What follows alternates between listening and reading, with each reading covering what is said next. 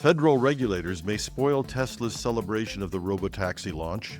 Intel shuts down its automotive business as layoffs continue. And Google's co-founder's advice to threaten AI won't work anymore. Welcome to Hashtag Trending. I'm your host, Jim Love. Let's get into it. Tesla declared its Robotaxi launch the culmination of a decade of hard work. But federal safety regulators launched an investigation within 24 hours after videos showed the company's self-driving cars violating traffic laws on Austin roads. The contrast between Tesla's victory lap and regulatory reality tells the story. While Elon Musk celebrated on social media, federal investigators reviewed footage of robotaxis driving into oncoming traffic lanes. Bloomberg reported that U.S. auto safety regulators are looking into incidents where Tesla Inc.'s self-driving robotaxis appeared to violate traffic laws during the company's first-day offering of paid rides in Austin. A National Highway and Traffic Safety Association spokesperson confirmed that the agency is aware of the referenced incidents and is in contact with the manufacturer to gather additional information. There have been numerous reports of issues from the trials. Tech journal The Verge is maintaining what they're calling a running list of robotaxi mishaps from just the first 3 days, including driving on the wrong side of the street, phantom braking incidents, dropping passengers in busy intersections, failing to recognize reversing trucks, and driving over curbs. All from a fleet of just 10 to 20 vehicles in heavily controlled conditions. A YouTube host who featured a Tesla robotaxi competition with Waymo not only lost the supposed race with the Waymo vehicle, but was also hit with phantom braking problems during her video. Popular automotive news website Jalopnik noted the absurdity. Tesla's robotaxis faced federal investigations with just 1 day on the road. Among the many items that Jalopnik reported was the robotaxi cutting across double yellow lines into oncoming traffic. Tesla had earlier tried to control information by trying to block Austin from releasing public records about the trial to Reuters. It seems like Reuters was the least of their problems. This trial was bound to face scrutiny from a vast number of publications and citizen journalists. But it does raise the question, if 10 to 20 vehicles produce these documented problems in just 3 days, Musk's plan for thousands within months raises some serious safety concerns. Intel's new CEO continued the rapid restructuring of the troubled giant with the announcement that they were shuttering most of Intel's automotive architecture business and laying off most of the staff, marking another step in the company's retreat from what they're calling non-core operations.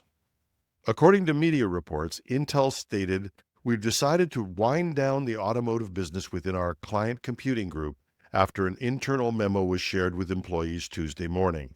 The move comes just months after the division showcased AI-enhanced vehicle technology at CES 2025 and met with Chinese automakers at the Shanghai Auto Show in April.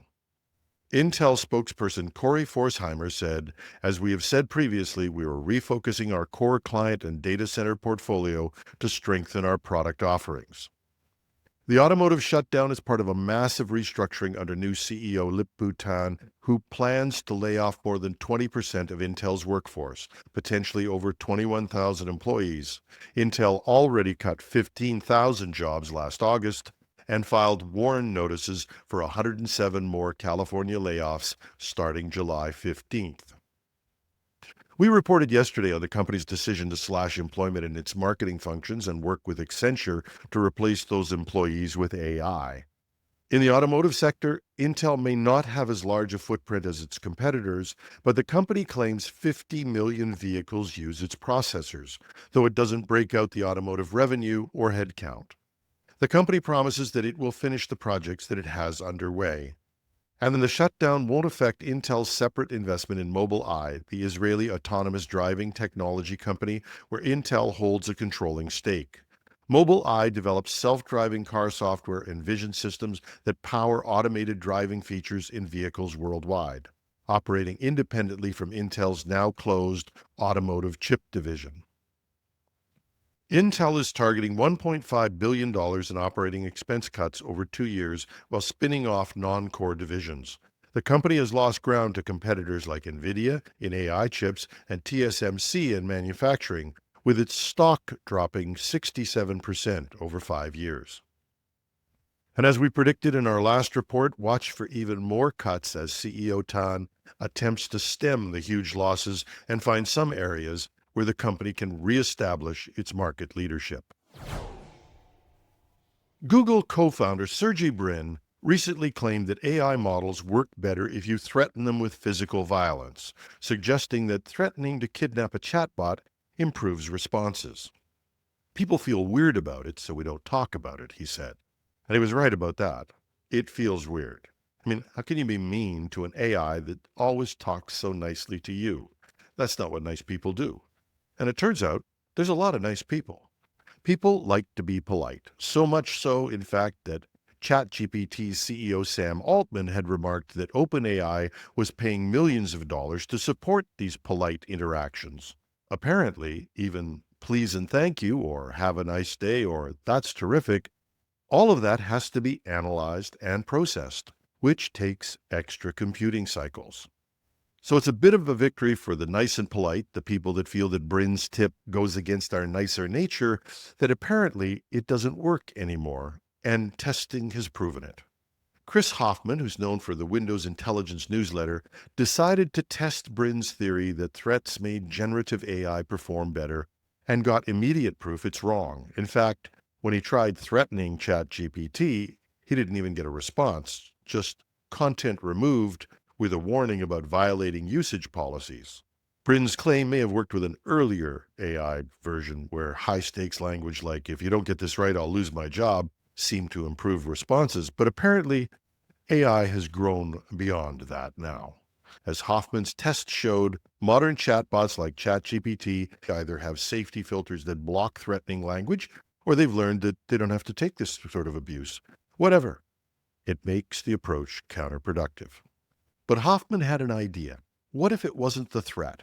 What if it was the signal for urgency that would make AI more careful and precise because language models predict text patterns and urgent contexts are associated with higher quality responses?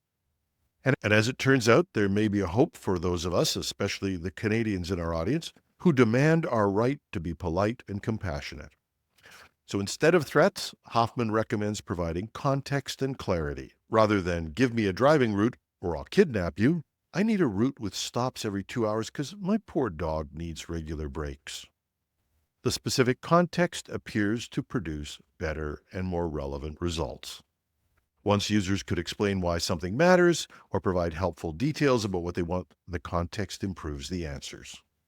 Politeness may be optional, but insofar as it leads to straightforward communication and greater context, it might be worth the money that Sam Altman claims it costs.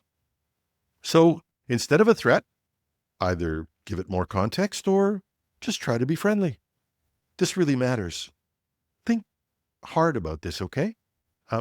You can follow that by saying, please. It might not help, but as the saying goes, it can't hurt. And that's our show. We love to hear from you, even those of you who are a little bit cranky. You can reach us at our new improved website at technewsday.ca or .com. Take your pick. Just go to the Contact Us tab, and you can also find past show notes, podcasts, and some news there as well. I'm your host, Jim Love. Have a thrilling Thursday. Please.